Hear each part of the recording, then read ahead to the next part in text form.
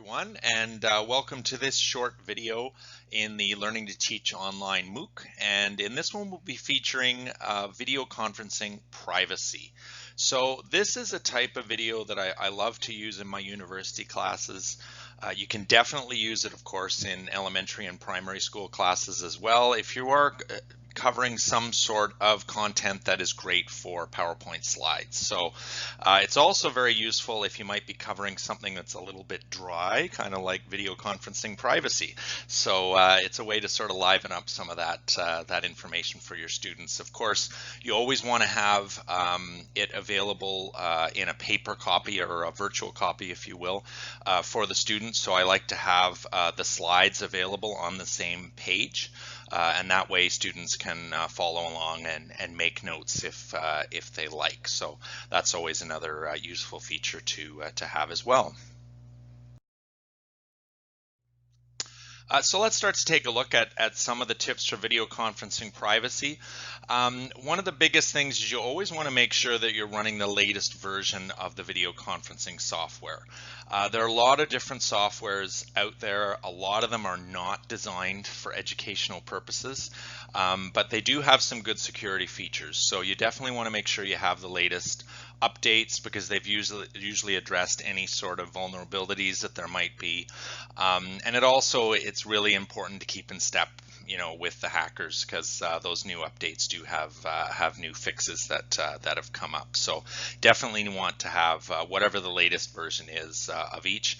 Likely your school boards or your school will have a recommended platform. I know at the University of Ottawa right now it's Adobe Connect. A lot of people are using Zoom. There were some issues with some security breaches with Zoom, but hopefully I'll cover some of those features as we go along. And sort of skipping back to using this as a delivery medium online as well. The other thing to keep in mind is to make sure you leave enough space on your slide for yourself to appear. So I often make the mistake of having too much text on the lower parts of my slides and it gets cut off by my video. So you always want to double check that you have enough space. The other thing I really like about using slides is it's really handy. I always put the websites that I might have found information on or other useful links you can put at the bottom of the slide, and again your students can access those links if they want more information. So step two, or tip number two, is knowing your security controls in the software. So definitely the controls are all a little bit different, whether using Zoom or Adobe Connect or Microsoft Teams. They all have different controls for giving the meeting host different powers over that different video conference. So here are a few different tips. Always a good idea to use unique meeting IDs. So there were a lot of situations, I know at my son's school and other high schools, where Zoom meetings were hacked into. A lot of times it was when the same link was used over and over. So try and use a unique link. We talked in the LMS section about updating your course weekly. That's a great place to put the meeting link for that week. But these older links that have been out for days or weeks, very easy to be copied, very easy to be reused, and you get unwanted people in your video conferences. So unique meeting ID every single time can definitely help alleviate that problem. Another one is you can also require passwords. This one can get a little bit dicey, but let's say if it hasn't worked, I would go with the unique meeting ID first, but if you're still having problems where you might get a hacker in, then you're going to have to resort to using unique passwords for each single meeting. What you can do then is, rather than having it on your website, you just put the link to the video conference on the website, and then you can use your learning management system's email feature to actually email the password out to everybody. It's a little bit onerous, a little bit difficult, but if you get a process in place, it can really make sure that you have a secure video conference. So controlling access to the video conference is also very important. Sometimes you might want to use meeting rooms. So that's where when participants access the video conference, they go into a meeting room. You get a list of who is in that room, and then you can actually admit them in one by one. Works great for small groups, a little tougher if you've got a class of 30, so it might not be a realistic thing for you to do, but it's just another idea if you're working with small groups. And then you can just allow the people in that you want. Muting and removal, virtually all, well, certainly all of the video conferencing software that I mentioned allows you to actually mute all of the participants, so you don't have to wait for different participants to mute themselves, because we know especially high school kids get distracted and sometimes they leave their microphones on, and that really disturbs everybody. So you can definitely use the mute all feature to take care of that problem. Turning off screen sharing or using it individually, I would recommend disabling screen sharing, because if you don't, then sometimes people can share their screen. It pops up, it distracts everybody from the video conference. Usually you can avoid this too by only having yourself as the presenter, but obviously you can just disable screen sharing and that can take off that problem. Another one is turning off recording. Now, this is sort of a tricky one. Obviously, you want to turn off recording, especially if students are going to be presenting, because otherwise you're going to need to get their consent, and you don't know what the background is going to be for them in their homes, so it can get a little bit dicey and tricky. What you can do is you can set video conferencing so only you ever appear on screen. So if you do need to record the lecture, I would either do two things. Number one is record it in this manner, or if you have to record it for students that are away, make sure you have it set so only you appear on camera. So at least you eliminate some of that worry from the situation. Using the chat widely, make the chat public. So don't just make sure it's public between everyone. Don't allow private chat between students. So obviously that can lead to problems. I think they can be distracted, or maybe something inappropriate might be said. So definitely want to keep that chat public.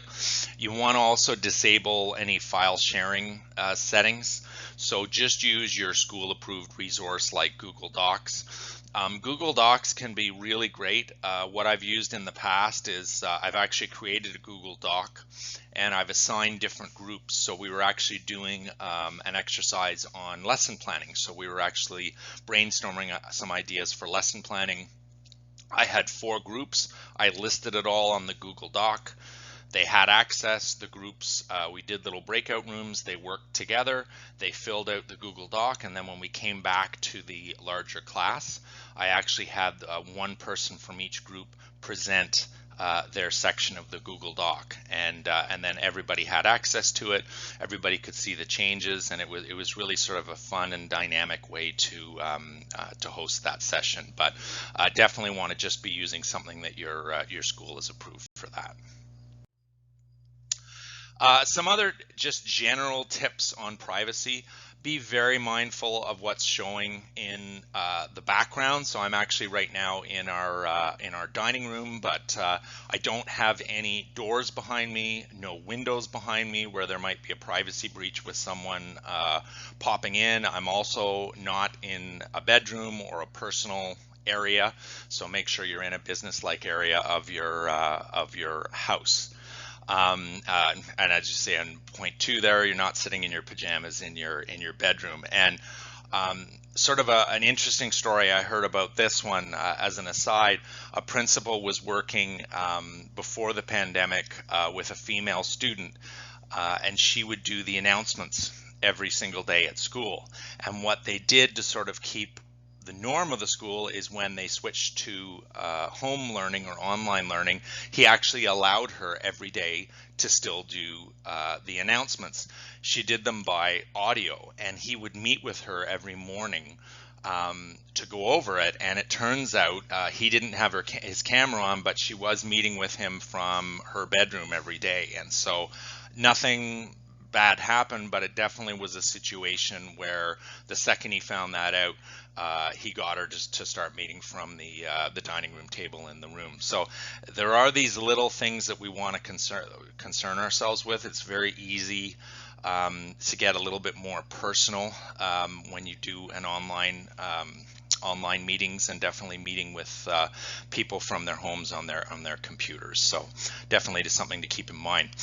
The last one here is something to keep in mind too, is they recommend students just use their first name and last initial, not their full name, obviously for privacy reasons. So I really do like that one, just in case someone does hack in and they see the list of participants, they don't have everyone's full name.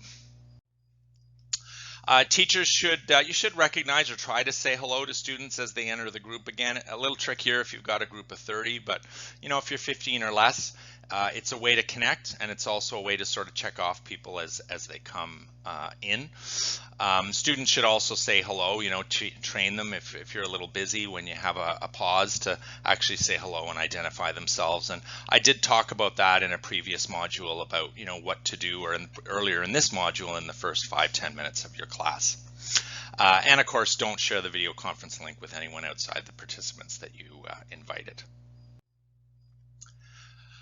So a couple other things: video conference consent. This one you'll have to check with your own board and your own school, but this was a site in the US that I found that was recommending this. So parents, guardians of secondary students, high school students should be informed of video conferencing and the purpose. So obviously you can do this on your learning management system, but elementary students, they recommended that they actually give consent for the students to participate in the video conference. And I give the details here about sending out the link and getting the parents to consent to that ahead of time. Consent could take the form of an email, phone call, letter, other means of communication, whatever it is you want to specify.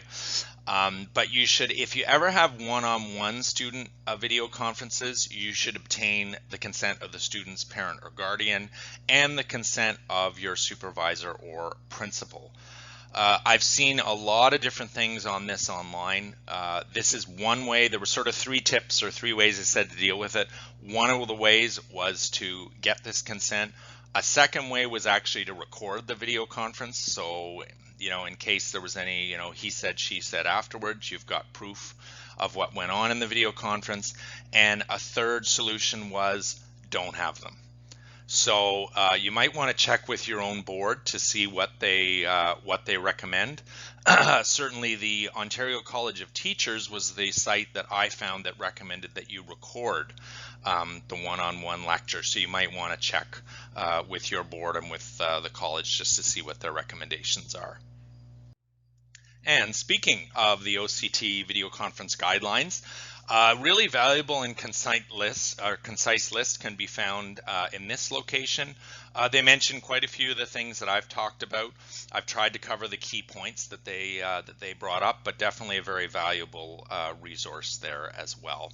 So I hope this video was useful and sort of gave a little bit of variety to the content. I have posted the slides on the site. And so you can definitely see that content in written format as well. Thanks very much.